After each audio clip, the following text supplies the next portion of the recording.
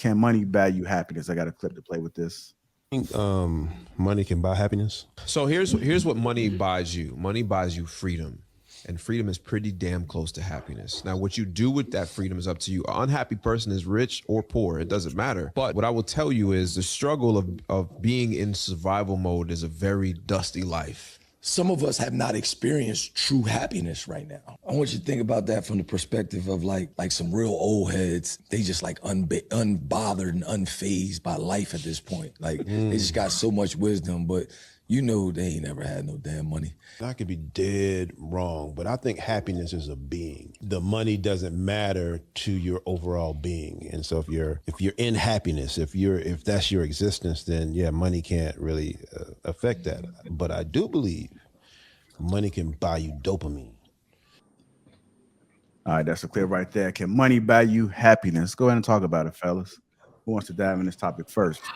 I think money can't buy you happiness, but it's a damn good down payment, right? So I think there's a medium, right, between there's suffering and then overindulgence, right? So right there in the middle is usually where people can find happiness between those two things. Likely not happy if you're suffering. Likely in America and around the world, we know suffering is equal to poverty and not being able to improve your circumstances. And then when people get too much money, as we can see with people that win the lottery, they actually end up losing all that money. So there's overindulgence. So I think right there in the middle, you know, you can find happiness, and it's likely going to deal with you having sustenance, right? But money may be involved in that or not. But that's what I got.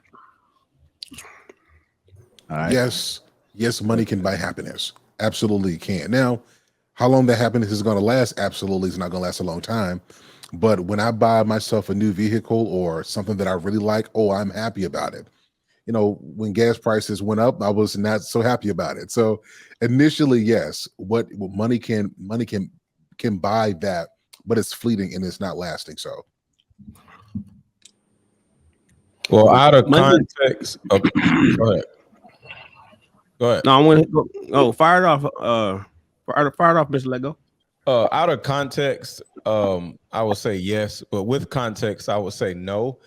There's a saying that I always have: to want is to suffer. So a lot of times, this is with context. A lot of times, if you are after money and you start seeing other people with money, you can't stop wanting more money because there's always somebody with a bigger boat, a nicer car, or a bigger house. So to want is to suffer means whenever you want, that's when you actually suffer. So Trigger Mike said something about suffering. We don't suffer until we actually want. So when we start wanting something more, that's when the suffering actually happens. So from a contextual standpoint, if you don't want, say you're poor and you're or somewhat okay, your family's good, you're already happy because you don't want more. So the people who actually want more are usually the most unhappy. And the people that usually want more are the people who have a lot of money because there turns into this, I want a bigger boat than the other person. So within context, money does not make you happy. It actually can cause you to suffer more because you get addicted to more money. Yeah, I think if I wanted to put my 2 cents in, it's like, what makes you happy? Ricky, keep it simple. What makes you happy? Yeah, if having the best car, be able to say you got the best car, you drive the best car, live in the best place, that would make you happy, then yeah. Right? What make you happy? Shit. Can you buy respect with money if that makes you happy? How about love, ladies? Can you buy that? Can you buy time back with your grandmother? That transition? What makes you happy? Well, okay. Can I jump in there? But I agree with everybody so far. Well, to the degree, I think you can't buy happiness. I think what money can afford you is approval and acceptance. I think you can buy that. I think a lot of people will approve and accept of you because you'll have certain items and certain superficial things that vain people deem as someone who's about something. But as far as happiness, I think that's something you got to acquire for yourself. And you got to define for yourself. And if you do that fully, I think you will attract the things that you really truly want. But I think you really got to be happy within yourself. I don't think you can buy that. You could just buy, like I said, acceptance and approval.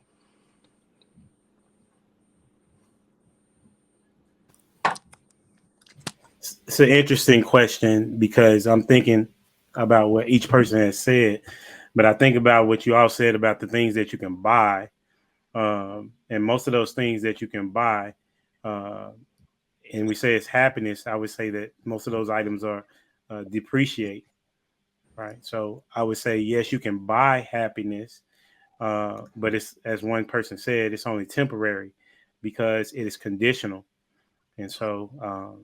That's not. I wouldn't want to buy happiness in any regard because it just as I got it, I could lose it.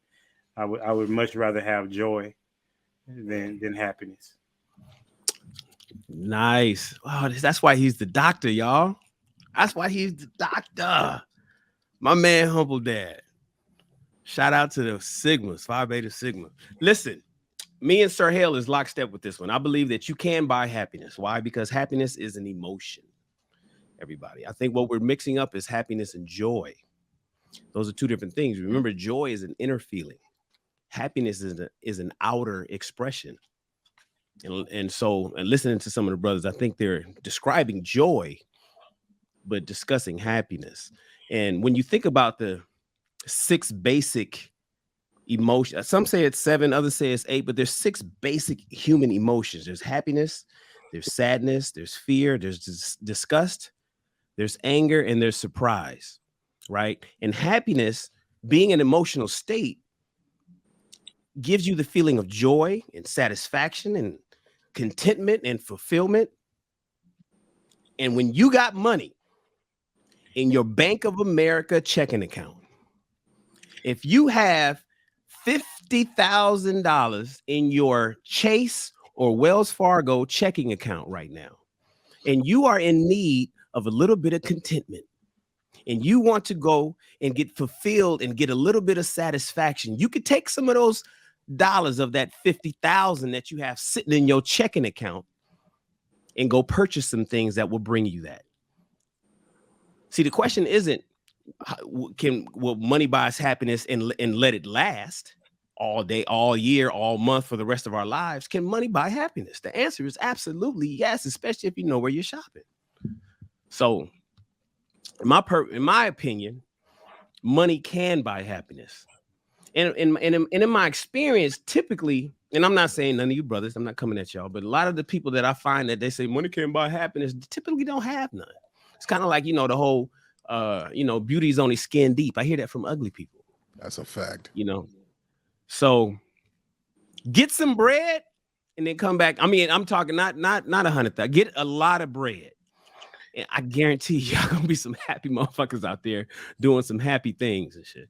Can I say something? What about the people that's millionaires that kill themselves and they got everything? Well, see, that's the inner part. See, that's the joy. They're not joyful. They could be going through a whole lot of things. It could be mental issues, it could be all kind of stuff.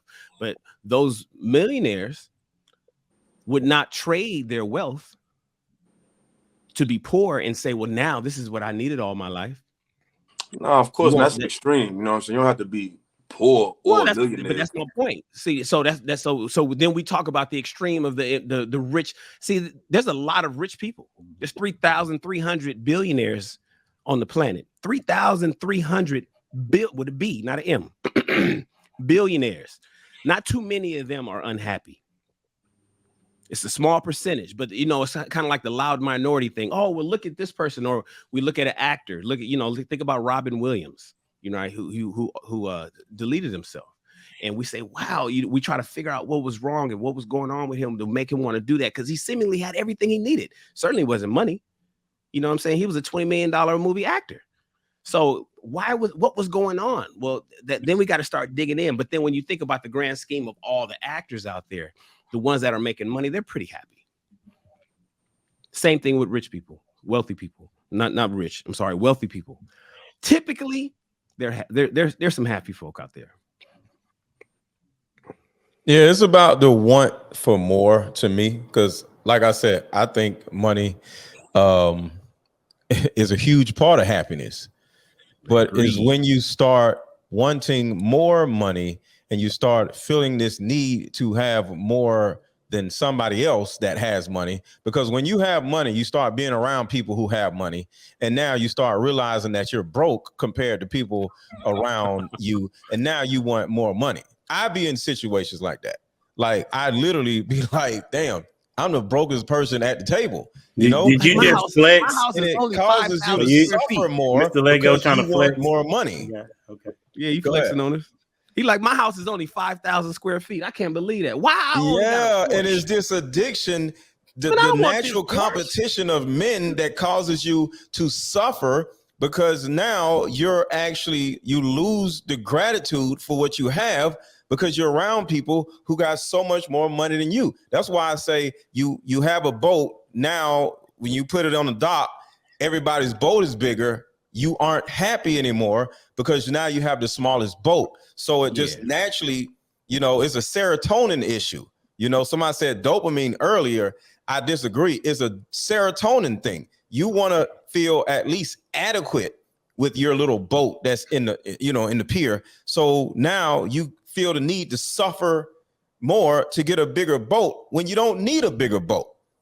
And that's when the unhappiness comes in, when you're around other people who have money. Let me get the flip side to what you said, Mr. Lego, because I agree with that. I think a lot of people use money because they think they're going to win people. Like some people buy a nice home or a nice car and think that once they arrive, their family going to finally love them. People going to come and visit them. They get the big house and plan the big dinners. And the truth is, if they didn't like you before money, they're not going to like you after it, right? And I think that amplifies the lack of happiness, because again, Tell that to professional ball players.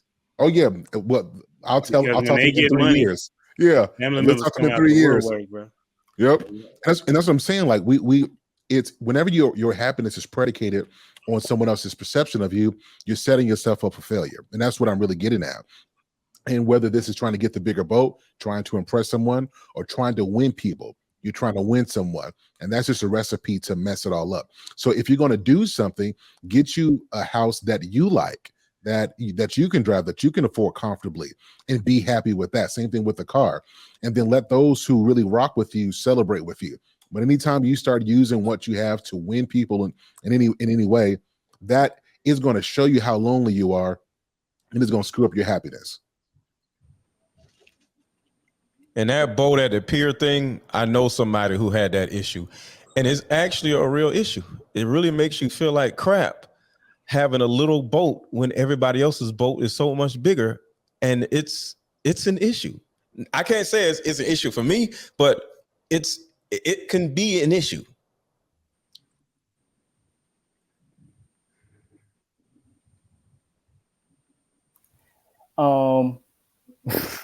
It just brings me back to the previous conversation we had before. We talking about money, and no shade to nobody on the panel, but I don't hear no emphasis on family, grandmothers, uncles, aunts, cousins, the experiences all of us had when we didn't have money. And one of the other panels I told y'all, like I've lost all my grandparents, all my uncles, all my aunts, and those experiences I had with them was the most happiest time I have in my life. So it's like there's a saying where the best things in life are free. So essentially, without having something to live for, there is no happiness. Living for money, cars, houses, and material possessions without anybody to share it with leads to a life of misery, I would think. We were supposed to buy food, shelter, and experiences money brings as an extension of yourself to give the people we love, I would think. So I believe we're supposed to make money. And well, y'all know it. You're supposed to make money. Money isn't supposed to make you. And I just want to put an emphasis. Like, I'm not sure if y'all remember, but the happiest time some of us were is when we didn't have money, spending time with our family or the people we love. So essentially, I always thought we went money to share it with the people we love. I'm not saying to be broke, but I'm saying that everything we're sitting here talking about money, I would and suggest it's like, that you're talking about joy, not happiness. no, it's happiness. Yeah, We're supposed I to agree. live for. You're How, talking That's about semantics. joy. It's semantics at the end of the day. Happiness, right, joy. it is semantics No, because it is. happiness and joy are not the same thing. I Hold don't on. know who told Depends on y'all who you that. ask. That's not They're true. similar. They're very similar. No, No, they're Happiness, not. happiness is about what's happening to you. Yeah, Joy is about something inside. it's inside. It's Yeah, different. joy is inside. Is You could be No, happy inside too. You That's can't what be we about happy to do. inside. no. That's what we Based about on to what's do. I happening. think they're You saying can't just happiness have is an happy expression. thinking about yourself. That's not the That's point. only external. Right. We playing semantics because my point Definitely. is No. That's not semantics. When you're talking about vocabulary words, like that's not semantics. Joy and happiness are different. Yeah, I would say So if all I'm I saying is noticed. like what you're describing is joy, because no matter what's going on, you appreciate the loved one that you have. Like that's not a happiness, that's a joy, because that's a joy that you have. hold on, Sir Hale just said happiness Joy ties into happening, correct? and pain. So I would think happiness is typically, it's not supposed to be a destination. It's something that's occurring. It's happening. So we are playing semantics. It's happening. Definitely. No, Happiness. I think I interpreted. I got what they were saying because as soon as they said that, I realized everything ethereal, religious, things that you can't see, things that are inanimate, people use the term joy for. And in church, they use the term joy because it's a feeling inside. It's something you can't see God, but you feel joyful because you feel like He around you. I've never heard anybody use the term really like happiness in that context before in church and all that type of stuff. So what's I the get so what if you're you saying. see someone behaving joyous and behaving happy, what's the difference between seeing a joyous person and a happy person? Just looking at them, is there a difference in their behavior? I can answer that. It's an internal locus of control versus an external locus of control. The happy person is something happened. They got a raise or they got the day off and they're walking around happy because something happened. You feel me? Joy is because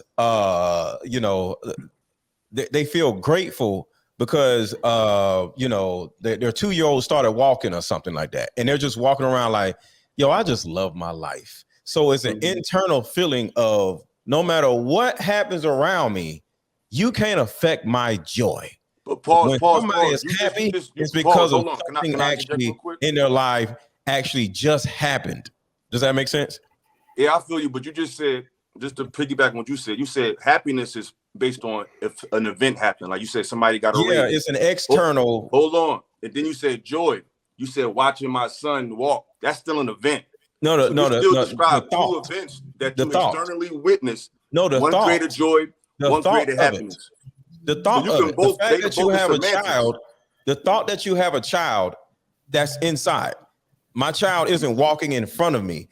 The fact that, I have a family and is a gratefulness. I feel grateful for my life versus getting a raise at my job.